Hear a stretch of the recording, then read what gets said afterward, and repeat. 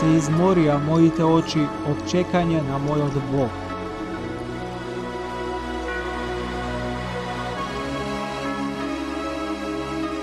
Палестина пред доаѓањето на Спасителот. Прв дел.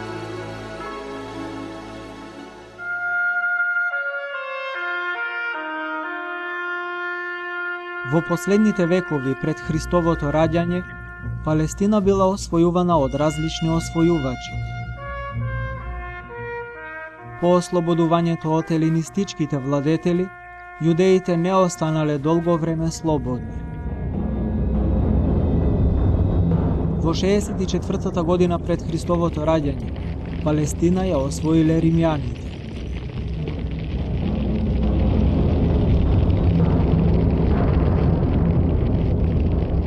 Во секоја освоена земја, римскиот император назначувал свој представник, префект или прокуратор. Во покорената провинција, управителот имал највисока власт. Тој управувал со гарнизон од добро вооружени римски легионери, секогаш подготвени да се справат со непокорните. Прокураторот бил и врвна судска инстанца. Тој имал право престапниците да ги осуди на смрт.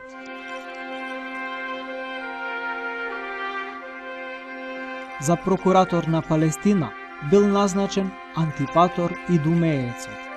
Новиот управител брзо ја стекнал довербата на римјаните, но набрзо бил отруен.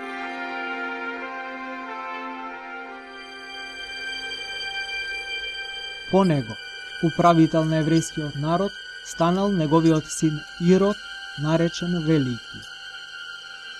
Тој бил лукав, суров и вообразен човек. Тој, исто како и неговиот татко, умешно стекнал доверба кај римските власти и, иако не бил евреин, бил прогласен за еврејски цар.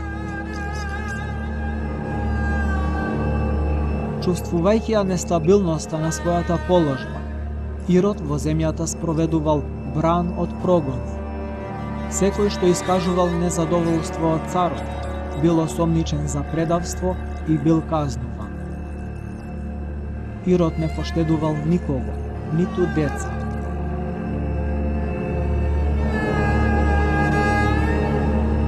Едно од неговите најстрашни злосторства е убиството на 14.000 деца во Витлеем.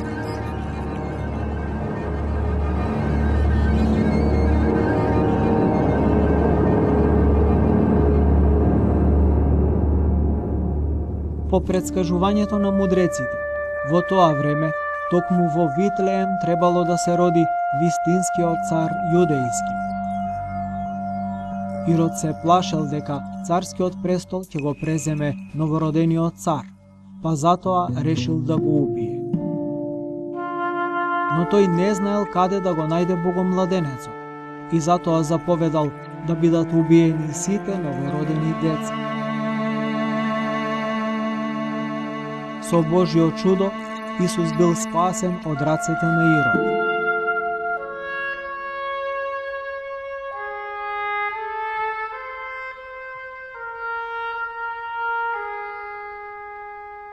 Важен орган на религиозна и судска власт во Јудеа бил Синедрионот, односно Совет од 70 старешини, највисока државна институција и суд на евреите во Ерусалим.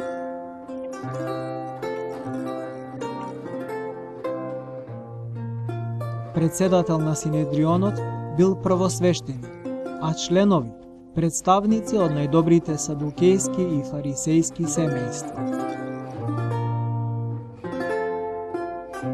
Синедрионот имал важно значење во животот на богоизбраниот народ, откако евреите се вратиле од вавилонското робство.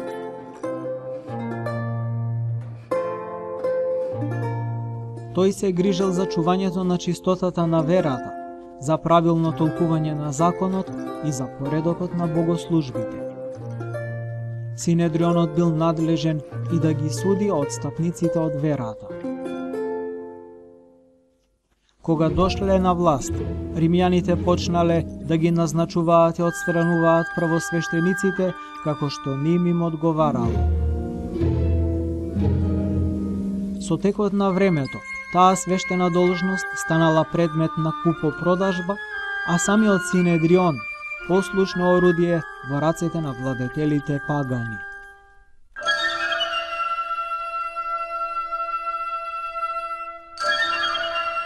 Во времето на доаѓањето на Спасителот, во Римската империја постоеле многу пагански религии.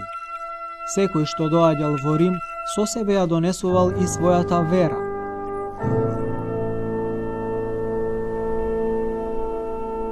Заради многобројноста на паганските богови идоли, луѓето согледувале дека сите тие се само човечки творби. Паганите ја губеле верата и надежта на иднината.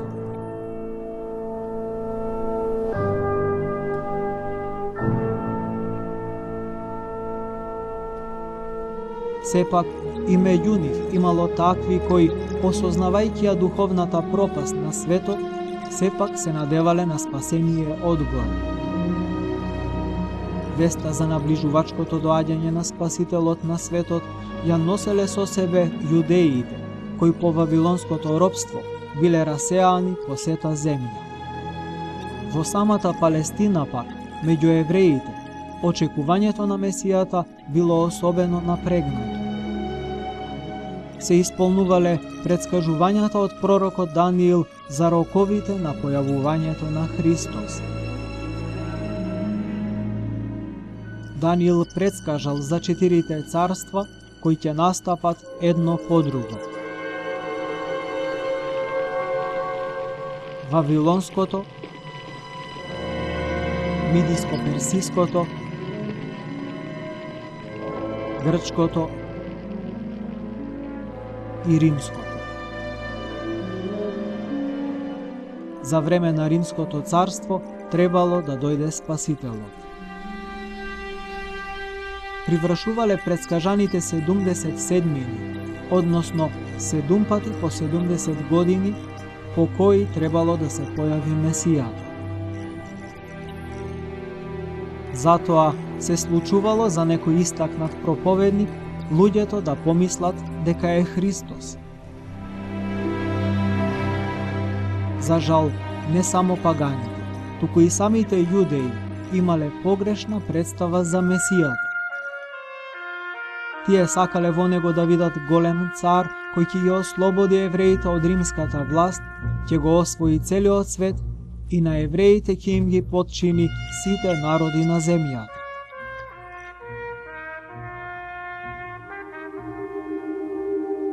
Само малкумина благочестиви и праведни луѓе го чекале доаѓањето на Христа со смирение, со вера и со љубов.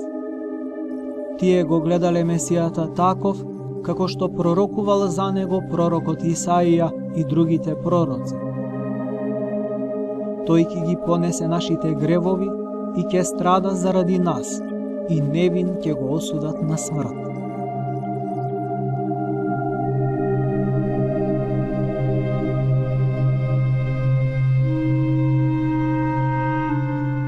Тие го чекале вистинскиот спасител на светот, кој ќе ги избави луѓето од робството на гревот и од власта на ѓаволот.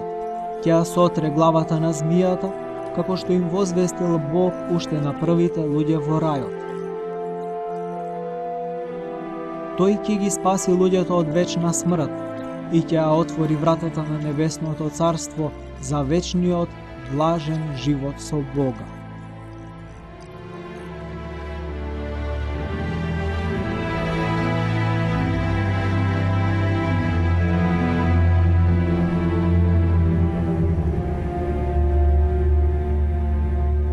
Јас сум светлината на светот. Кој ме следи мене, нема да оди во темнина, туку ќе ја има светлината на животот.